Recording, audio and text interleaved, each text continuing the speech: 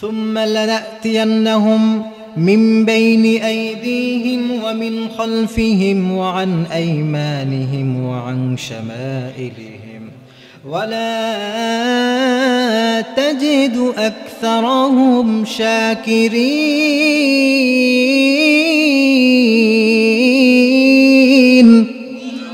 আল্লাহ তাআলা এখানে শয়তানের প্ররোচনার কথা বলা শুরু করলেন। আল্লাহ তাআলা বলছেন, ইন্নাশ শাইতানা লাকুম আদুউম মুবিন, ও আমার বান্দারা শোনো, নিশ্চয়ই শয়তান তোমাদের প্রকাশ্য শত্রু। আমার ভাইরা, যারা আমার এই কথাটা বুঝেছেন সকলের কাছ থেকে একটাবার মতামত নিতে চায়। আপনারা সকলেই চিৎকার করে একটু বলবেন, শয়তান যে আমাদের প্রকাশ্য শত্রু, এই ব্যাপারে আপনারা কি একমত আছেন? সকলেই কি একমত আছেন? প্রকাশ্য শত্রু আল্লাহ বললেন, আপনারা আরেকবার জিজ্ঞেস করবো, আপনারা কি একমত? প্রকাশ্য কাকে বলে প্রিয় ভাই? প্রকাশ্য বলা হয় যেটা আপনি দেখতে পান, যেটা ধরতে পারেন, ছুঁতে পারেন, সেটা হলো প্রকাশ্য। আল্লাহ বললেন শয়তান প্রকাশ্য শত্রু, আপনারাও বললেন হ্যাঁ শয়তান প্রকাশ্য শত্রু। কিন্তু আমি পঞ্চগড়ের এই ভাইদেরকে জিজ্ঞাসা করব, আপনাদের মধ্যে কেউ এমন একজন আছেন কিনা যে শয়তানকে প্রকাশ্যে সচক্ষে দেখেছে? আমরা আজকে কথা শুনবো একটি চমৎকার বিষয় নিয়ে। বিষয়টা হচ্ছে, যেই শয়তান আমাদেরকে মাঝে মাঝে ওয়াসওয়াসা দেয়, পবিত্র কোরআন এবং হাদিস যদি আমরা ঘাটাঘাটি করি তাহলে অনেকগুলা তার কৌশল খুঁজে পাবো, যে কিছু কৌশলে শয়তান আমাদেরকে ধোঁকা দেয়। তো সেই কৌশলগুলো থেকে আমরা 6টি কৌশল ইনশাল্লাহ জানবো, যেই 6টি কৌশলে শয়তান আমাদেরকে ধোঁকা দেয়। কথাগুলো শুনবো তো ইনশাআল্লাহ। তাহলে আমি আপনাদের থেকে আরেকবার শুনতে চাইবো যে শয়তান যে আমাদেরকে ধোঁকা দেয়, সেই ধোঁকা থেকে আজকে আমরা 6টি বিষয় জানবো। কয়টি বিষয়? সবাই বলেন, কয়টি বিষয়? শয়তান, আল্লাহ তাআলা তার পরিচয় আমাদেরকে কোরআনের মধ্যে দিয়েছেন। এরপরে সে কিভাবে ধোঁকা দেয় সেটাও আমাদেরকে বলেছেন, যাতে করে একটা মানুষ শয়তানের ধোঁকায় বিপদগামী হয়ে জাহান্নামে চলে না যায়। এই জন্য আল্লাহ তাআলা আমরা যেন জান্নাতি হতে পারি, এই জন্য কীভাবে শয়তান ধোঁকা দেয় সেটাও জানিয়েছেন, সেখান থেকে কিভাবে বেঁচে জান্নাতে যাব সেটাও জানিয়ে দিয়েছেন। সুবহানাল্লাহ পড়ে। আল্লাহ তাআলা পবিত্র কালামুল্লাহ মাজিদের মধ্যে বলছেন, সুম্মা লানাতিয়ান্নাহুম মিন বাইনি আইদিহিম ওয়া মিন খালফিহিম ওয়া আন আইমানিহিম ওয়া আন শামাইলিহিম ওয়া লা তাজিদু আকসারাহুম শাকিরিন।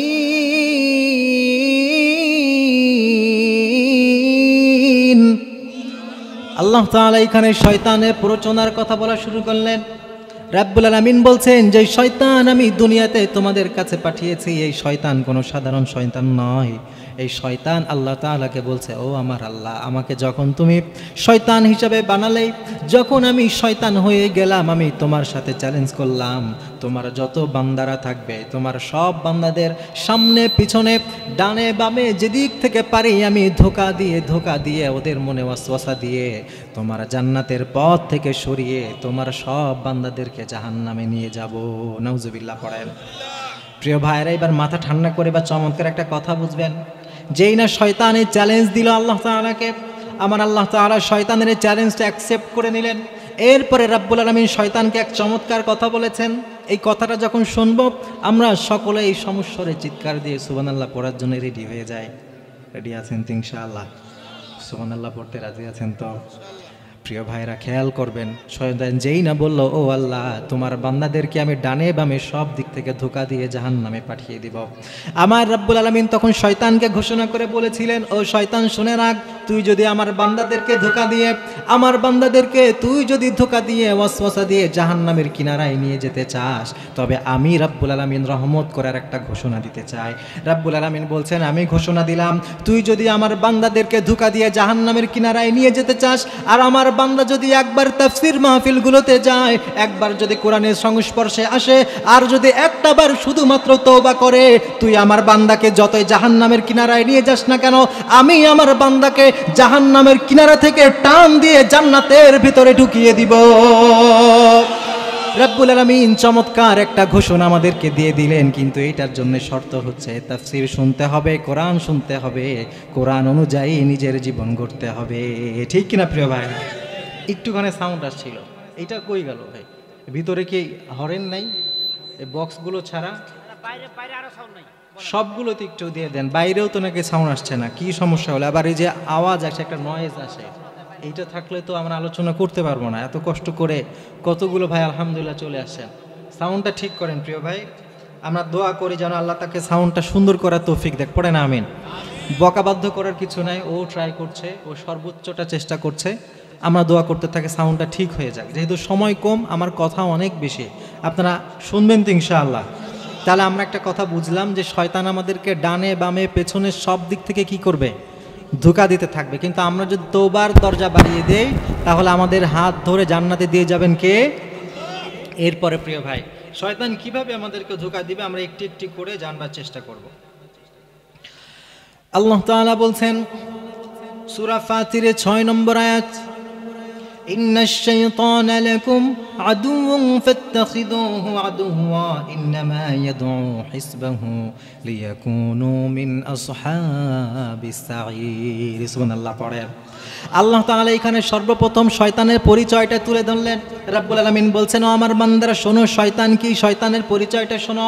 ইন্নাশ শাইতানা লাকুম আদু, রাব্বুল আলামিন বলছেন, ও দুনিয়ার আমার বান্দারা শুনে রাখো, শয়তান সাধারণ কেউ নয়, শয়তান হচ্ছে তোমাদের সব থেকে বড় শত্রু। রাব্বুল আলামিন অন্য আয়াতে তাফসীর করছেন, আল্লাহ তাআলা বলছেন, ইন্নাশ শাইতানা লাকুম আদুউম মুবিন, ও আমার বান্দারা শোনো, নিশ্চয়ই শয়তান তোমাদের প্রকাশ্য শত্রু। আমার ভাইরা, যারা আমার এই কথাটা বুঝেছেন সকলের কাছ থেকে একটাবার মতামত নিতে চায়। আপনারা সকলেই চিৎকার করে একটু বলবেন, শয়তান যে আমাদের প্রকাশ্য শত্রু, এই ব্যাপারে আপনারা কি একমত আছেন?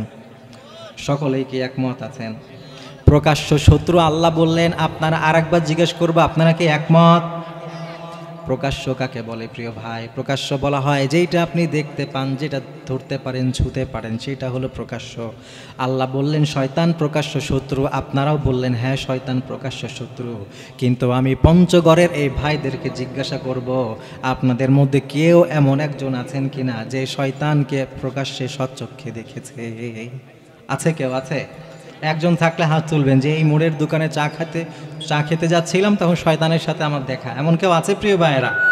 শয়তানের সাথে জীবনেও আমাদের দেখা হয় নাই, আমরা কখনো শয়তান দেখলাম না, অথচ আল্লাহ বলছেন শয়তান আমাদের প্রকাশ্য শত্রু, এবং আমরা সেটা মেনেও নিলাম। তাহলে ব্যাপারটা বোঝার দরকার আছে না নাই বলেন প্রিয় ভাইয়েরা?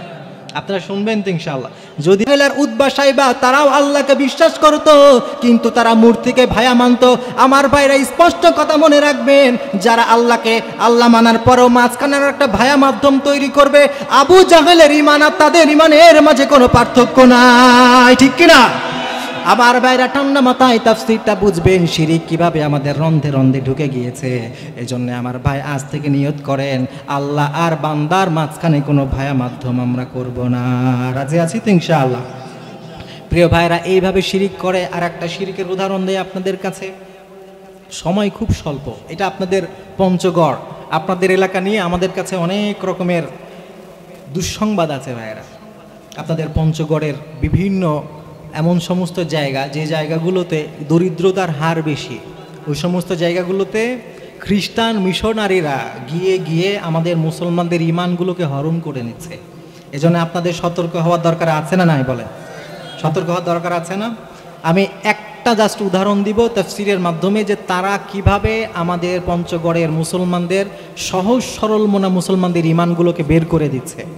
খেয়াল করবেন, আমি কয়েকটি আয়াত এইখানে আমি বলার চেষ্টা করি। কিছুদিন আগেও আমরা এমন একটা শুনলাম যে পঞ্চগড়ের সাধারণ কিছু মুসলমান, তাদের কাছে খ্রিস্টান মিশনারিরা গিয়ে বলছে যে আল্লাহর সন্তান হচ্ছে হযরত ঈসা। নাউজুবিল্লাহ পড়বেন না? আল্লাহর কি কোনো সন্তান আছে? কিন্তু সে বলছে যে আল্লাহর সন্তান ঈসা, আর এইটা আমরা কোরআন থেকেই প্রমাণ দিব। বুঝবেন কিন্তু কথাটা, তারা বলছে আল্লাহ হচ্ছে ঈসার সন্তান, আর এইটার প্রমাণ তারা কোথা থেকে দিবে? কোরআন থেকে। এই কথা শোনার পরে সাধারণ মুসলমানরা তো অবাক, যে এটা আবার কেমন কথা, কোরআন থেকে কিভাবে দলিল? ঠিক আছে দাও তো। এবার দেখেন, এই ইহুদি, এই খ্রিস্টান মিশনারিরা, তারা আমাদের থেকেও কি করে বেশি কোরআন গবেষণা করে কোরআন থেকে দলিল দিচ্ছে। এই খ্রিস্টানরা বলল, আল্লাহ তাআলা পবিত্র কালামুল্লাহ মাজিদে হযরত ঈসার ব্যাপারে বলেছেন, ইন্নামাল মাসীহু ঈসা ইবনু মারইয়াম রাসূলুল্লাহি ওয়া কালিমাতুহু আলকাহা ইলা মারইয়াম ওয়া রূহুম মিন। এই খ্রিস্টানরা বলছে, ও মুসলমানেরা শোনো, আল্লাহ তাআলা তোমাদের কোরআনের মধ্যে হযরত ঈসার পরিচয় তুলে ধরেছেন। পরিচয় দিতে গিয়ে রাব্বুল আলামিন বলছেন ঈসার একটা পরিচয় হলো কালিমাতুহু, ঈসা হচ্ছে আমার কালিমা। আমার কথা বুঝে থাকলে বলেন, কালিমা একমাত্র কার হয়? পড়েন, লা ইলাহা ইল্লাল্লাহু মুহাম্মাদুর রাসূলুল্লাহ। এই কালেমাটা কার? মাথায় নিবেন কথাগুলো। তারা বলছে, দেখো তোমাদের কোরআনের মধ্যে আছে আল্লাহ তাআলা বলেছেন ঈসা হচ্ছে আল্লাহর কালেমা। তার মানে আল্লাহ তাআলা তার কালেমার মধ্যে হযরত ঈসাকে শরীক করেছেন, তার মানে বুঝিয়েছেন আল্লাহর নসল হচ্ছে হযরত ঈসা। নাউজুবিল্লাহ পড়েন। 2 নম্বরে তারা বলছে রূহুম মিন, আল্লাহ তাআলা বলছে হযরত ঈসার তো কোনো বাবা নাই, হযরত ঈসার কি কোনো বাবা আছে আমার ভাইয়েরা? তারা বলছে আল্লাহ তাআলা বলছেন রূহুম মিন। এটা বোঝার জন্য আমি আপনাকে একটা কাগজ দেই। এই যে কাগজটা খেয়াল করেন ভাই, ধরেন। আচ্ছা, এটা নেই। এই যে টিস্যুটা দেখছেন, এখানে কয়টা টিস্যু আছে? একটা না, ছিল। এখন কয়টা? এটা কি টিস্যু না? আর এইটা আলাদা করার কারণে এটা কাপড় আর এটা টিস্যু, এমন কিছু হয়েছে? এবার দেখেন তারা কিভাবে যুক্তি দেয়। তারা বলছে আল্লাহ তাআলা বলছেন রূহুম মিন, আমি আমার ঈসার মায়ের পেটে আমার রূহ দিয়েছি। তারা বলছে আল্লাহর রূহ দিয়েছে, আল্লাহ তার রূহের একটা অংশ দিয়েছে। এই যে আমি একটা টিস্যু ছিঁড়ে 2টা করলাম, এইটা কাপড় হয় নাই, এইটা অন্য কিছু হয় নাই, 2টাই যেমন এক আছে। আল্লাহ তাআলা তার রূহ যেমন তার মায়ের মধ্যে দিয়েছে, আল্লাহ তার একটা অংশ দিয়েছে। তার মানে একটা কাপড় আলাদা করলেও যেমন কাপড়ই থাকে, আল্লাহ তার রূহটা আলাদা করার পরেও তার সন্তান ওইটার মধ্যে আছে। নাউজুবিল্লাহ পড়ে। যুক্তি বুঝতেছেন আপনারা? এটা কি বানানো কথা না কোরআনের কথা? এই কথা শুনে আমাদের সাধারণ দুর্বল যে মুসলমান আছে তারা তো ভয় পেয়ে গেছে যে এটা তো মারাত্মক কথা, আসলেই তো বিষয়টা চিন্তা করার মতো।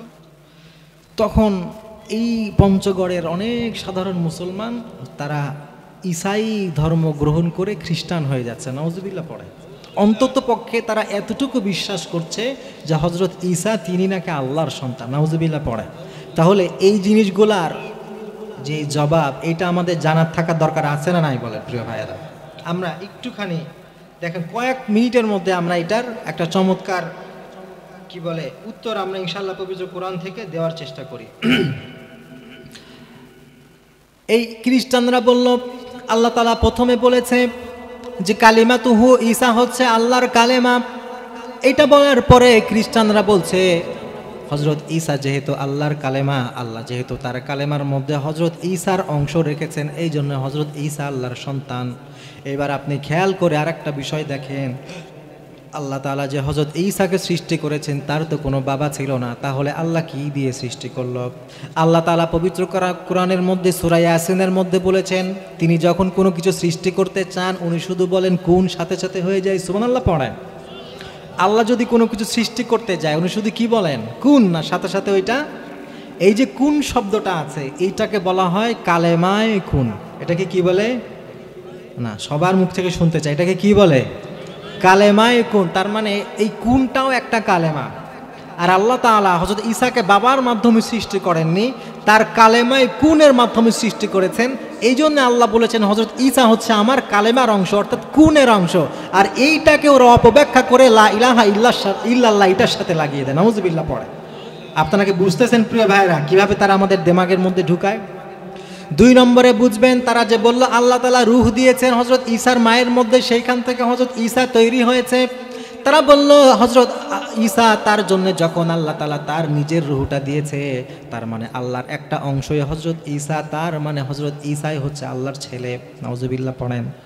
এবার দেখেন প্রিয় ভাই, একটু মাথা ঠান্ডা করে বোঝার চেষ্টা করবেন। এই মানুষগুলো আপনাদের আর আমাদের সাধারণ মুসলমানদেরকে ভুল বোঝায়, কিন্তু তাদের মাঝে আরবির সামান্যতম কোনো জ্ঞান নাই। একটু ভালো করে বুঝবেন, আল্লাহ তাআলা হযরত আদমকে বানিয়েছেন। হযরত আদমের কি কোনো বাবা ছিল? তাহলে তার কিভাবে সৃষ্টি হয়েছে? হযরত ঈসা যেমন কালেমায়ে কুনের মাধ্যমে সৃষ্টি হলো, এরপরে আল্লাহ তাআলা রূহ ফুৎকারিত করেছেন, সেইমভাবে হযরত আদমের মধ্যেও একইভাবে রূহ ফুৎকারিত করেছিলেন। আল্লাহ তাআলা কোরআনের বিভিন্ন জায়গায় সূরা বাকারা সহ বিভিন্ন জায়গায় বলেছেন, আমি হযরত আদমকে বানালাম, এরপরে তার মধ্যে রূহ ফুৎকারিত করলাম। এই রূহ দ্বারা উদ্দেশ্য আল্লাহর কোনো অংশ না, এইটার দ্বারা উদ্দেশ্য আত্মা। যদি হযরত ঈসাকে আল্লাহ রূহ দেওয়ার কারণে হযরত ঈসা আল্লাহর সন্তান হয়, তাহলে হযরত আদম আলাইহিস সালামের মাঝে রূহ দেওয়ার কারণে হযরত আদমও তো আল্লাহর সন্তান হয়ে যাবে, ঠিক কি না? কিন্তু এই খ্রিস্টানরাও এটা মানে, হযরত ঈসা যেমন আল্লাহর সন্তান হতে পারে, কিন্তু হযরত আদম আল্লাহর সন্তান, তারাও মানে যে হযরত আদম আল্লাহর সন্তান না। তাহলে একদিকে তুমি একজনকে আল্লাহর সন্তান মানো, আরেক দিকে মানো না, তার মানে বোঝা যায় তোমার কথা এক জায়গায় ঠিক, আরেক জায়গায় বেঠিক, তার মানে তোমার মধ্যে ভেজাল আছে, ঠিক কিনা? এইবার আসেন, তারা যে কোরআন থেকে আমাদেরকে দলিল দিচ্ছে, আমরাও কোরআন থেকে দুই একটা দলিল দেই প্রিয় ভাইরা। সূরা ইখলাস আপনারা পারেন না? পড়েন, কুল হুয়াল্লাহু আহাদ আল্লাহুস সামাদ লাম ইয়ালিদ ওয়া লাম ইউলাদ ওয়া লাম ইয়াকুল লাহু কুফুয়ান আহাদ। রাব্বুল আলামিন জানতেন এই ধরনের কিছু মানুষের জন্ম হবে, তারা আমার আল্লাহর সাথে তার সন্তানকে শরীক করবে। এজন্য রাব্বুল আলামিন আগে তাদের দাঁত ভাঙা জবাব দিয়েছেন। আল্লাহ তাআলা বলছেন, লাম ইয়ালিদ ওয়া লাম ইউলাদ। আল্লাহ তাআলা তিনি এমন একজন সত্তা, তিনি নিজেও কারো থেকে সৃষ্টি হন নাই, তিনি কাউকে সৃষ্টিও করেন নাই। সুবহানাল্লাহ পড়েন। তার মানে আল্লাহ বলছেন তিনি, তার কোনো বাবা ছিল না, তিনি কোনো বাবার থেকে এসেছেন এমন না। আবার আল্লাহও যে কোনো সন্তান দিয়েছেন ব্যাপারটা এমনও না। আজকের যে খ্রিস্টানরা কোরআনের অপব্যাখ্যা করে সাধারণ মানুষের মগজ ধুলাই করছে, এইগুলা আসলে সাধারণ কোনো বিষয় নয়, এইগুলা হচ্ছে শয়তানের আর একটা অপকৌশল, ঠিক কিনা প্রিয় ভাইরা? তাহলে আমরা এতটুকু বুঝতে পারলাম যে শয়তান আমাদেরকে বিভিন্নভাবে ধোঁকায় দিয়ে আমাদেরকে শিরিকের মধ্যে লিপ্ত করতে চায়। আমরা শিরিকের মধ্যে যাব ভাইয়েরা ইনশাআল্লাহ। সংক্ষেপে করে এবার আসেন 2 নম্বর শয়তানের, যেইভাবে আমাদের সাথে শয়তান আমাদেরকে ভুল পথে নিয়ে যেতে চায়, 2 নম্বরটা বলি, যেহেতু সময় খুব অল্প, সংক্ষেপ করে বলি। 2 নম্বরটা হচ্ছে শয়তান আমাদেরকে কবিরা গুনাহ করায়। যখন দেখে যে না, এই লোকটারে দিয়ে তো শিরিক করানো গেল না, এর দিয়ে তো বেদাত করানো গেল না, তখন শয়তান কি করায়? আমাদেরকে দিয়ে কবিরা গুনাহ করায়। আমাদের মাঝে তো কেউ কবিরা গুনাহগার তো নাই, আলহামদুলিল্লাহ, কি বলেন ভাইরা? কবিরা গুনাহ করি এমন কেউ আছি নাকি আমরা? খেয়াল করেন আল্লাহ তাআলা কি বলছেন। আল্লাহ তাআলা সূরা নিসার মধ্যে বলছেন, ইন তাজতানিবু কাবাইরা মা তুনহাউনা আনহু নুকাফির আনকুম সাইয়্যাতিকুম ওয়া নুদখিলুকুম মুদখালান কারীমা। আল্লাহ তাআলা বলছেন, ও আমার দুনিয়ার মুমিন বান্দারা শোনো, ইন তাজতানিবু কাবাইরা মা তুনহাউন, আল্লাহ তাআলা যা নিষেধ করেছে, যে বড় বড় কবিরা গুনাহ আছে, এইটা থেকে তোমরা বেঁচে থাকবে। তোমরা যদি এই কবিরা গুনাহ থেকে বেঁচে থাকতে পারো, আমি আল্লাহ ঘোষণা করলাম মিনিমাম 2টা পুরস্কার দিব। সুবহানাল্লাহ পড়েন। যারা যারা ঘুমাচ্ছেন বলেন কয়টা পুরস্কার? সবার কাছ থেকে কয়টা পুরস্কার? যুবক ভাইরা যারা আছেন একটু চিৎকার করে, কয়টা পুরস্কার? আল্লাহ তাআলা বলছেন যদি কবিরা গুনাহ থেকে বেঁচে থাকতে পারো 2টা পুরস্কার দিব। পুরস্কারটা শোনার আগে একটা বিষয় বুঝি, অনেকেই ভাবছে কই আমরা তো আল্লাহর ওলি, আমরা কোনো রকমের গুনাহ করি না, আমাদের মাঝে কোনো কবিরা গুনাহ নাই। এই জন্য আমি 2-1টা উদাহরণ দেই, কবিরা গুনাহ হয় কি হয় না। খেয়াল করবেন আপনারা, আপনাদের এলাকায় দেখবেন অনেক সময় দোকানের মধ্যে মানুষ ব্যবসা করে, রুটি বেচে, আলু বেচে, সবজি বেচে। বলেন এই ধরনের ব্যবসা করা হারাম নাকি হালাল? সবাই বলেন হারাম না হালাল? এবার ঠান্ডা মাথায় বুঝবেন প্রিয় ভাই। আপনি সকাল 10টার সময় গেছেন, একটু আলু কিনবেন, একটু পটল কিনবেন, দোকানে গেছেন, যাওয়ার পরে বলছেন ভাই আমার এটা দেন, এটা দেন, এটা দেন, সব কিছু নেওয়ার পরে যখন দামদারি করবেন, আপনি বলেন ভাই একটু কমায় রাখেন। দোকানদার বলল ভাই বলেন কি, আপনি আমার বোনির কাস্টমার, আপনি আর আমার প্রথম কাস্টমার, আপনারা তো আমি এমনি অর্ধেক টাকা ছাড় দিয়েছি।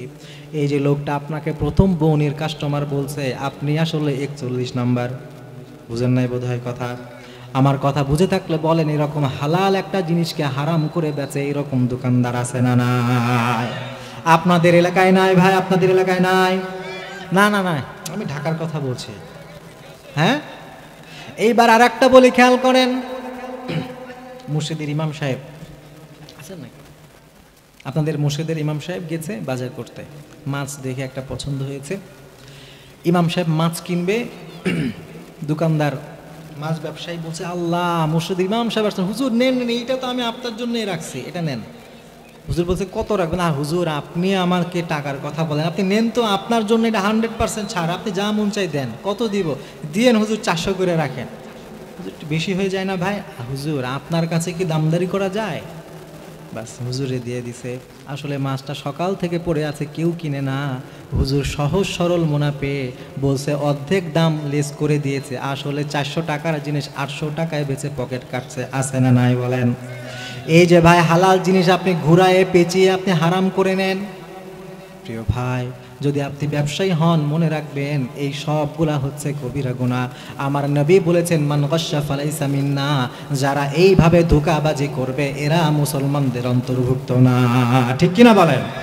প্রিয় ভাইরা বুঝবেন ভালো মতো, আপনাদের এলাকার হাজী সাহেবের বাসার বিয়ে, হাজী সাহেব তো থাকতেই পারে, ঢাকার এক হাজী সাহেবের বাসায় তার মেয়ের বিয়ে হচ্ছে।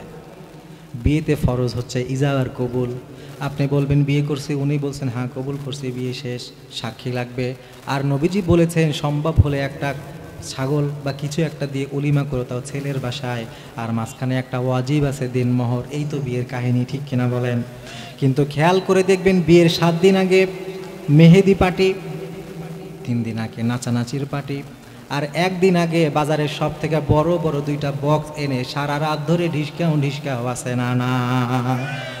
প্রিয় ভাই, হাজী সাহেবের বাসায় কিন্তু বিয়ে। আমি আপনাদের এলাকার কথা বলছি না, ঢাকার কথা বলতেছি। হাজী সাহেবের বাসায় গান বাজছে জোরে জোরে। হাজী সাহেব ঘর থেকে বের হয়েছে, জোহরের আজান হয়েছে।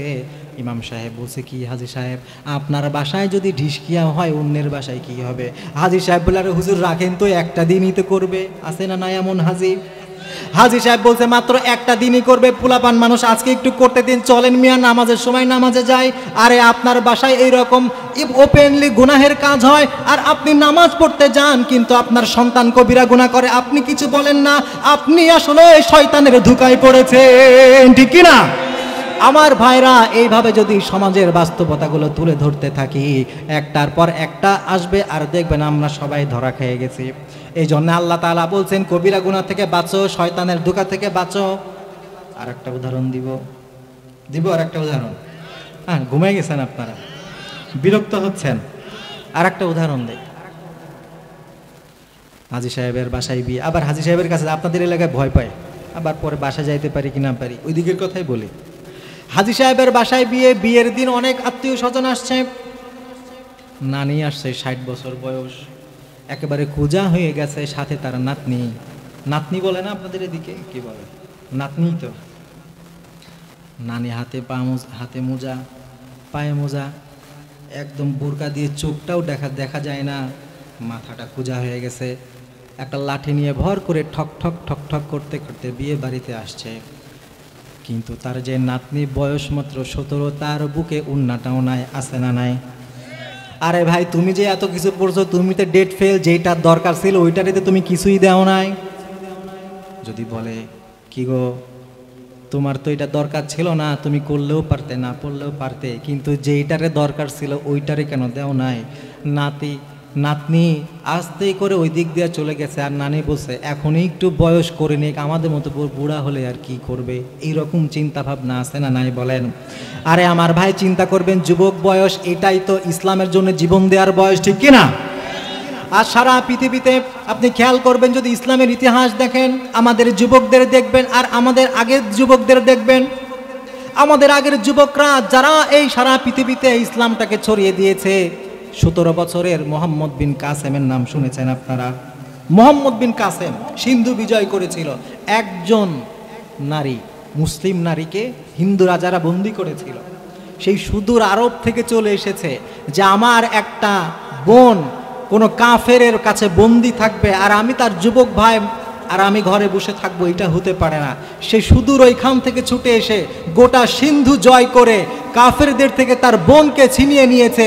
আজকে আমাদের যুবকরা যদি এমন হতো, সারা দুনিয়াতে এত মুসলমানদের হত্যা করা হচ্ছে, শিশুদেরকে হত্যা করা হচ্ছে, আমাদের যুবকরা যদি সিংহ থাকতো, আমাদের কোনো মুসলমানের দিকে কালো হাত বাড়ানো তো দূরে থাক, কোনো একটা কাফের একটা সাধারণ মুসলমানের দিকে চোখ রাঙিয়ে তাকাবে এই সাহসটুকু তারা করতো না, ঠিক কিনা বলে? কিন্তু আমাদের যুবকদের অবস্থা হয়ে গেছে খারাপ। আমাদের যুবকদের কি অবস্থা বলবো দিয়ে একটা, যুবক ভাইরা রাগ করবে, রাগ করবে না? আমাদের যুবক ভাইদের কারণে এলাকার চোর কমে গেছে রাতের বেলা, বুঝেন নাই? এক চোর গেছে চুরি করে, আপনাদের এলাকার কথা বলবো না, ঢাকার কথাই বলি, কি বলেন? রাত 2টা বাজে চোর গেছে চুরি করতে, জানলা দিয়ে দেখতেছে যে সবাই ঘুমাইছে কিনা। দেখে যে সবাই ঘুমায় গেছে, কিন্তু খাটের এক কোনায় এক আল্লাহর ওলি আর হাতের ভিতর থেকে আলো জ্বলতেছে।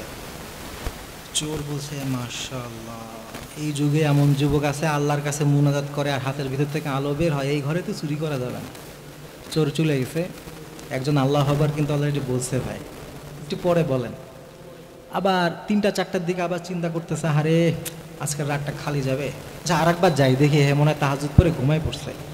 আবার গেছে, যাওয়ার পরে দেখে তখন যুবক বসে বসে এমন করতেছিল, এখন যুবক শুয়ে শুয়ে আর হাতের থেকে আলো বের হয়। উনি বলছে মাশাআল্লাহ, এই যুবক বসেও আল্লাহরে ডাকে, শুয়েও আল্লাহরে ডাকে, আর ওর হাতের ভিতর থেকে আলো বের হয়। এমন যুবকের বাসায় তো জীবনে চুরি করা যাবে না। চোর নিয়ত করছে যে যাক, আমি জীবনে যা চুরি করছি আজ থেকে ভালো হয়ে যাব, তওবা করলাম। তওবা মাত্র করছে আর দেখে ওইটা আসলে আলো না, ওইটা একটা মোবাইল। যুবক সাহেব আছে না নাই? আছে আছে।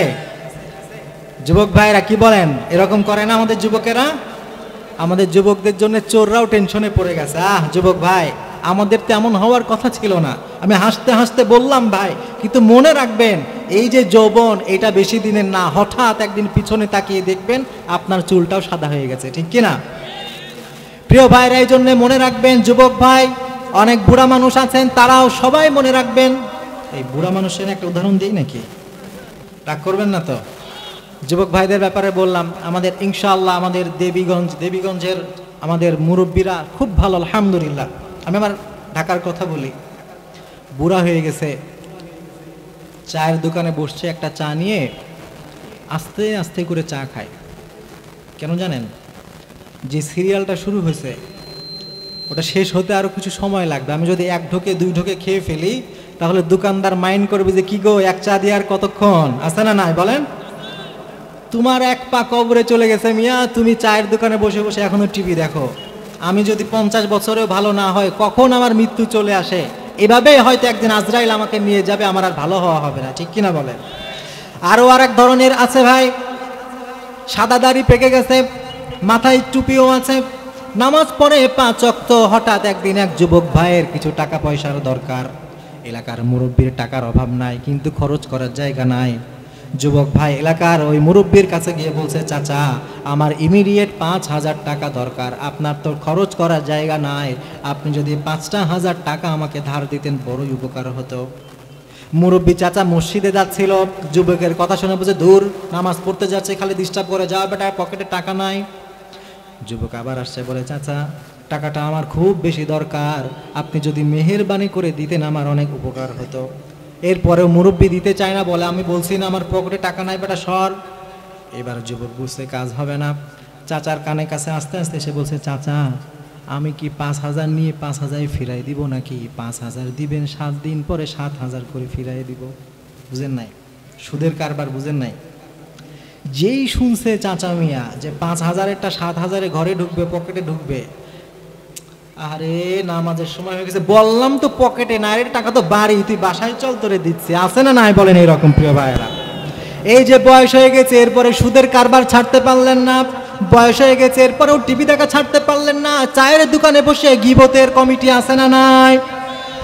চায়ের দোকানে বসেছে, যিনি চা বেচেন উনি হচ্ছেন মাননীয় গিবত কমিটির স্পিকার সাহেব, পাশে একজন গিবত কমিটির সভাপতি, এই পাশে সেক্রেটারি, এই পাশে ক্যাশিয়ার, চা খায় আর সারা দুনিয়ায় কে কি করলো ওইটা রসায়ে রসায়ে বলতে থাকে, আছে না নাই?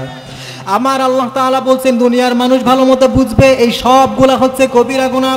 এই কবিরা গুনাহ যদি তুমি ছাড়তে পারো, রব্বুল আলামিন বলছেন একটা নয় দুইটা নয়, রব্বুল আলামিন এমন দুইটা পুরস্কারের ঘোষণা দিয়েছেন। পুরস্কার যখন বলবো সুবহানাল্লাহ পড়ার জন্য রেডি হন, আছেন তো ইনশাআল্লাহ? চমৎকার দুইটা পুরস্কারের কথা ইনশাআল্লাহ তাআলা বলবো।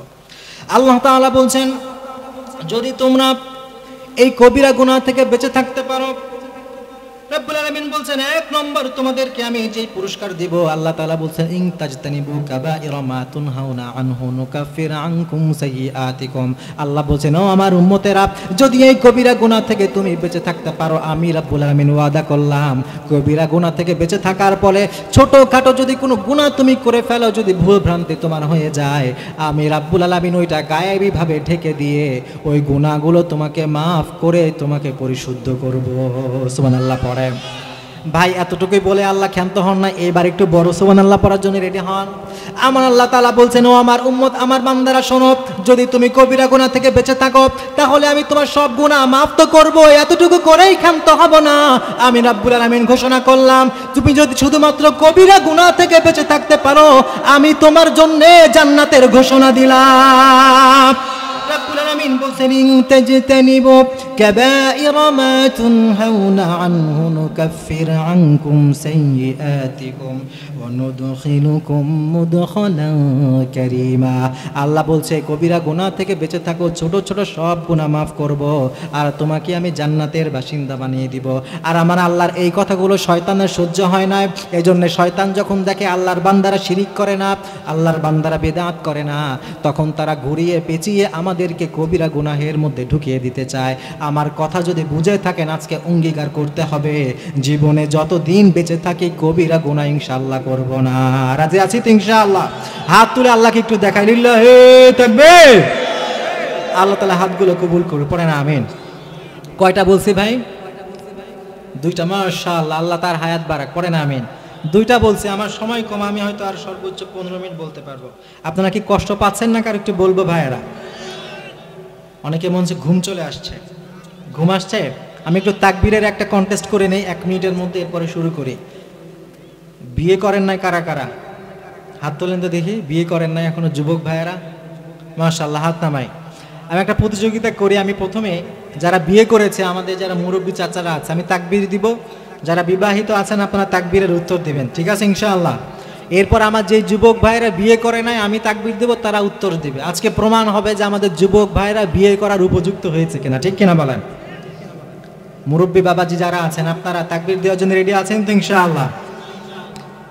যারা অবিবাহিত আপনারা চুপ থাকবেন, শুধু মুরব্বী বাবাজিদেরকে বলছি লিল্লাহি তাকবীর। মাশাআল্লাহ, আমি বলেছিলাম যে আপনাদের এখানের মানুষগুলো সিংহ পুরুষ, বুড়া হয়ে গিয়েছে কিন্তু সেই সিংহের মতো গর্জন এখনো যায় নাই, যাবেও না ইনশাআল্লাহ, ঠিক না? এবার যারা অবিবাহিত ভাইয়েরা আছেন, যুবক ভাইয়েরা, আপনারা কি প্রস্তুত আছেন ইনশাআল্লাহ? যুবক ভাইয়েরা প্রস্তুত আছেন? আপনারা রেডি আছেন তো ইনশাআল্লাহ? লিল্লাহি তাকবীর।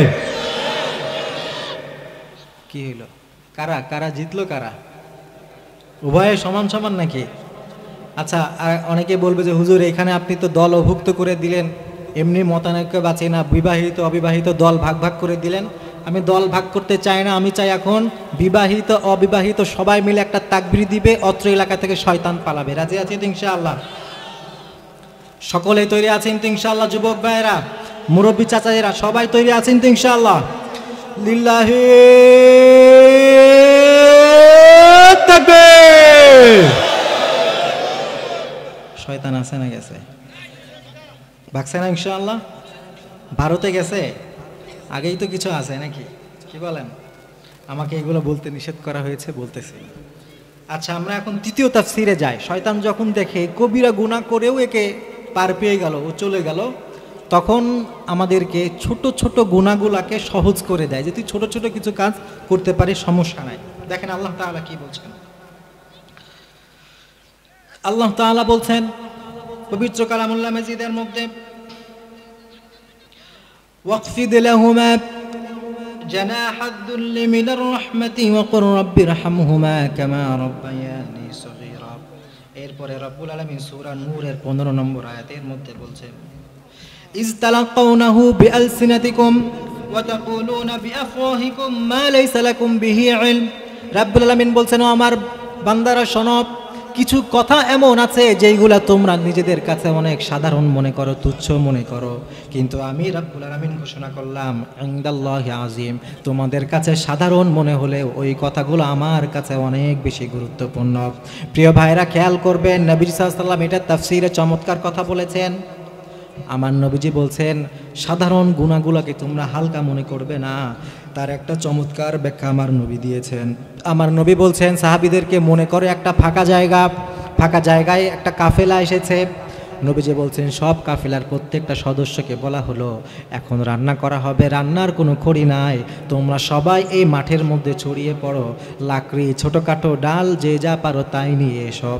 কাফেলার সবাই চলে গেল, কেউ ছোট একটা কাঠের টুকরা, কেউ একটা ছোট্ট ডাল, সবাই মিলে যখন ছোট্ট ছোট্ট টুকরাগুলো একত্রিত করেছে, ওই টুকরাটা এত বড় হয়ে গেছে, ওইটাই আগুন ধরানোর পরে রান্নাও করা হয়ে গেছে। আমার নবীজি সবাইকে ডাক দিয়ে বললেন, এই যে ছোট্ট ছোট্ট কিছু কাঠের টুকরা, এইগুলা যদি একা একা থাকতো এইটা দিয়ে রান্নাও হতো না, কিছুই হতো না, কিন্তু এইগুলা যখন একত্রিত হয়ে গেছে, এইটা দিয়ে আগুন ধরানো গেছে। ও আমার উম্মতেরা মনে রাখবে, ছোট্ট ছোট্ট গুনাহগুলোকে তোমরা ছোট মনে করবে না।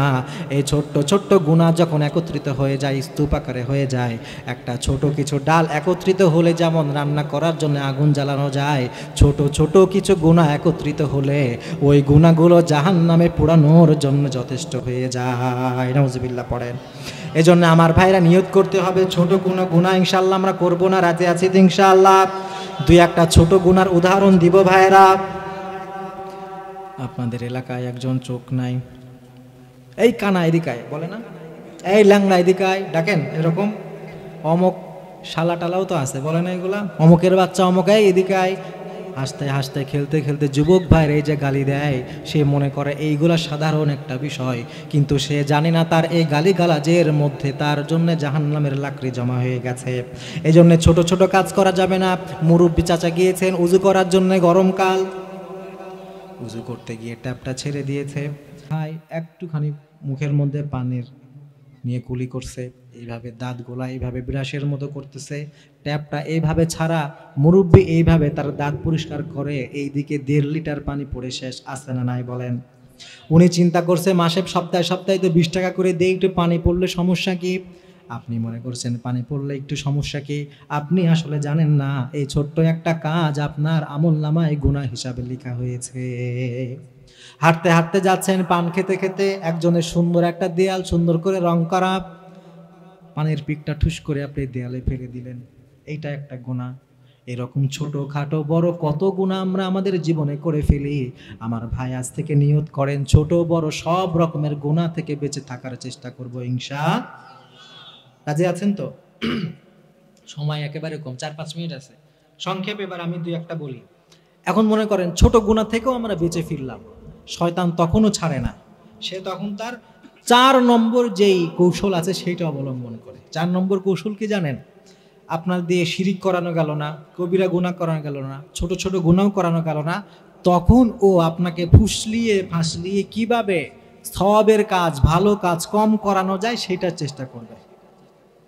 প্রিয় ভাইরা মনোযোগ দিয়ে বোঝার চেষ্টা করবেন। আল্লাহ তাআলা বলছেন, ওয়া মান ইয়াশু আন যিকরির রহমানি নুকাইয়িদ লাহু শাইতানান ফাহুয়া লাহু করিন। আল্লাহ বলছেন কেউ যদি আল্লাহর জিকির থেকে, আল্লাহর স্মরণ থেকে গাফেল থাকে, তাহলে তার জন্য করিন শয়তান নিযুক্ত হয়। করিন শয়তান কাকে বোঝে? একটুখানি 2 মিনিটের মধ্যে তাফসীর বুঝেন। করিন শয়তান, একটা মানুষ যখন জন্মগ্রহণ করে, আবার নবীজি বলছেন প্রত্যেকটা মানুষের কাছে শয়তান 1-2টা করে চলে আসে, আর তাদেরকে বলা হয় করিন। এক সাহাবী জিজ্ঞাসা করলেন, ইয়া রাসূলুল্লাহ, ইয়া হাবিবাল্লাহ, সব মানুষের কাছে যদি শয়তান থাকে, আপনার কাছেও 2-1টা আছে নাকি? সুবহানাল্লাহ পড়েন। সাহাবী কৌতূহল, নবীকে বলছেন, নবীজি সবার কাছে যদি শয়তান থাকে, আপনার কাছেও আছে নাকি? নবীজি বললেন, হ্যাঁ আমার সাহাবী, আমার কাছেও শয়তান ছিল, কিন্তু আমার কাছে আসার পরে আমার শয়তান মুসলমান হয়ে গেছে। সুবহানাল্লাহ পড়েন। শয়তান সবার কাছেই আছে। আপনি খেয়াল করে দেখবেন যুবক ভাইরা সারা রাত ধরে মোবাইল টিপছে, ফেসবুকিং, শর্ট ভিডিও সব দেখে, যেই না ফজরের আজানের সময়টা হয়ে যায়, হঠাৎ করে ওর চোখে রাজ্যের ঘুম চলে আসে। ফজরের আজানটা হওয়া মাত্রই ও ঘুমিয়ে যায়, আসতে না নাই বলেন? ঘটনা শোনেন একটা সাহাবীর। সাহাবী প্রতিদিন তাহাজ্জুদ পড়ে রাতের বেলা। একদিন উনি ঘুমিয়ে আছে, তাহাজ্জুদের সময় হয়ে গেছে, একটা শয়তান এসে সাহাবীর পা টিপে দেয় যাতে আরো আরাম করে ঘুমায়। আরামে এমন আরাম, ঘুমাতে ঘুমাতে ফজর হয়ে গেছে, সাহাবী আর তাহাজ্জুদ পড়তে পারে নাই। সাহাবীর মনে অনেক কষ্ট, এতদিন ধরে তাহাজ্জুদ পড়ে আজকে মিস হয়ে গেল। পরের দিন ওই সাহাবী চিন্তা করছে, আমি যেহেতু কালকে রাতে তাহাজ্জুদ পড়তে পারি নাই, এই জন্য আজকে আমি সারা রাত তাহাজ্জুদ পড়বো। সুবহানাল্লাহ পড়েন। সাহাবী চিন্তা করেছে, আমি আমার নিজের উপরে একটু নিজেকে কঠোরভাবে দমন করব, সারা রাত তাহাজ্জুদ পড়ব। পরের দিন রাতের বেলা সারা রাত সে তাহাজ্জুদ পড়েছে। শয়তান দূরে তাকিয়ে দেখে, হাই হাই করলাম কি, কালকে মাত্র একটা রাত আমি ওকে তাহাজ্জুদ থেকে মাহরুম করেছিলাম, আজকে তো দেখি এই বেটা সারা রাত ধরে তাহাজ্জুদ পড়ে। পরের দিন আবার যেই তাহাজ্জুদের সময় হয়েছে, এই সাহাবী 2টা-3টার দিকে তাহাজ্জুদ পড়তে ওঠে, কিন্তু শয়তান রাত 12টার সময় এসেই ওই সাহাবীরা ডাকা শুরু করছে, হুজুর উঠেন, হুজুর উঠেন। সুবহানাল্লাহ পড়েন। সাহাবী উঠছে, দেখে একটা বুজুর্গ লোক, দাড়ি টুপি সব আছে। কি গো, কে তুমি, আমাকে তাহাজ্জুদের জন্য ডাকো? উনি বলছে, হুজুর আমি কোনো ভালো আল্লাহর ওলি না, আমি হইলাম ইবলিস শয়তান। তুই ইবলিস হয়ে কি করে তুই আমার কাছে তাহাজ্জুদের জন্য ডাকলি? ইবলিস বলছে, আমি আপনাকে গত সপ্তাহে, গতকাল রাতে অনেক ফুসলিয়ে ফাসলিয়ে তাহাজ্জুদ থেকে বিরত রেখেছিলাম, আর এর বিপরীতে তার পরের দিন আপনি সারা রাত ধরে তাহাজ্জুদ পড়লেন। এইটা আমার জন্য বিরাট লস হয়ে গেছে। আমার মনে হয়েছে আপনি সারা রাত তাহাজ্জুদ পড়ার থেকে অল্প একটু করেন, এইটাই আমার জন্য ভালো। সুবহানাল্লাহ পড়েন। এই যে শয়তান সাহাবীদের কাছে গেছিল, আমাদের কাছে বোধ হয় নাই? আছে, আছে, আমাদের কাছে আছে। এজন্য ভাই শয়তান বিভিন্নভাবে ওয়াসওয়াসা দিতেই থাকবে।